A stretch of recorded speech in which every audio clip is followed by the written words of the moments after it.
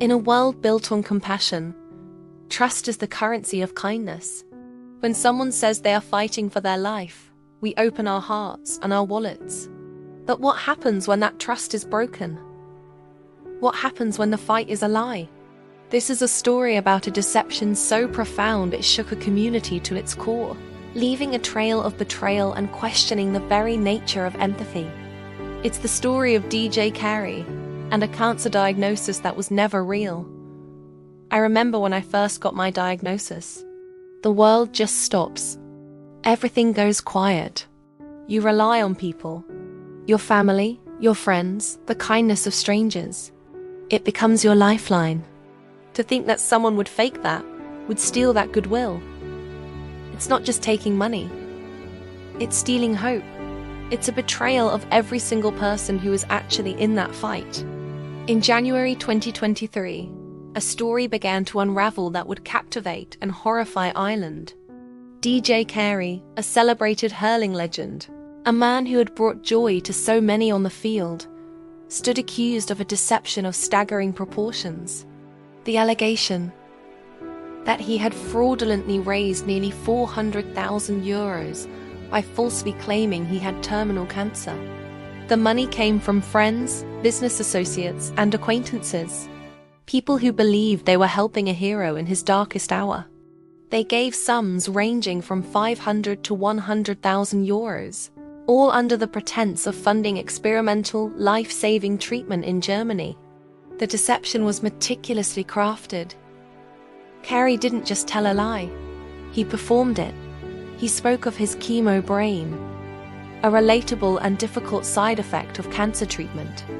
He used props to create a veneer of authenticity, bandages and plasters strategically placed to suggest medical interventions. He would send messages detailing his supposed suffering, his physical deterioration, his dwindling hope. He even claimed to have had his pancreas removed.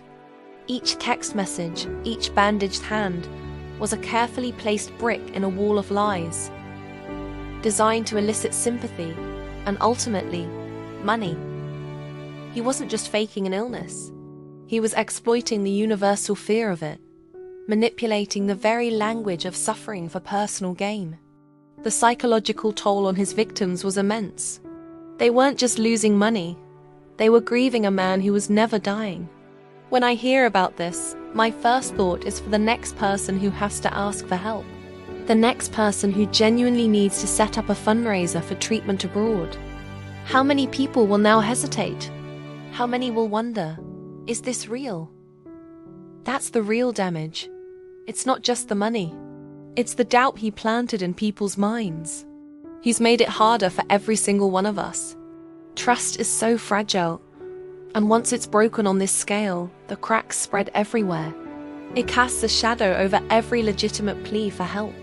The legal process unfolded, and the full scope of the deception came to light. In court, DJ Carey pleaded guilty to 21 charges of deception and forgery. The narrative he had so carefully constructed crumbled under the weight of evidence. The court heard how he exploited personal relationships and his own public status to perpetuate the fraud.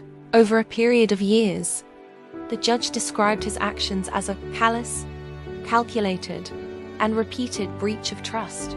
He was handed a 2-year suspended sentence, a verdict that sparked widespread debate about justice and accountability. While he avoided prison time, the verdict was a public condemnation of his actions, forever staining his legacy. But the consequences of this fraud extend far beyond a courtroom. Think of the collateral damage.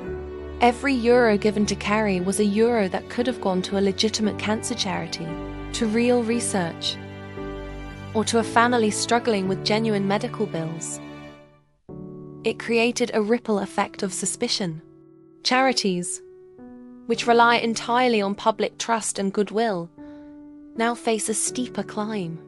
Volunteers have to work harder to convince donors of the legitimacy of their cause.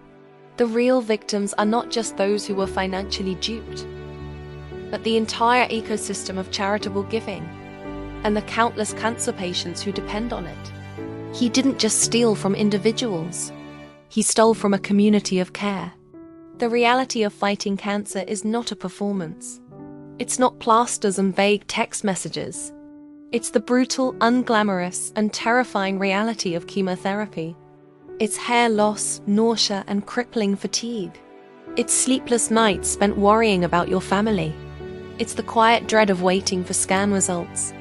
It's a battle fought not for money, but for moments, for another Christmas, another birthday, another sunrise. To see that sacred struggle mimicked and monetized is an insult to every person who has ever faced that battle with courage and dignity.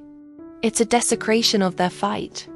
This story is a painful reminder of the importance of due diligence, but it should not be a reason to close our hearts. The vast majority of people who ask for help are in genuine need. The challenge is to support them while protecting the integrity of our compassion. Let's channel the anger this case has stirred into positive action. Support established cancer charities. Verify personal fundraisers. Let's work together to ensure that trust, once broken, can be rebuilt, and that true generosity always finds its way to those who are truly fighting. Thank you for watching. Please comment and subscribe to our community.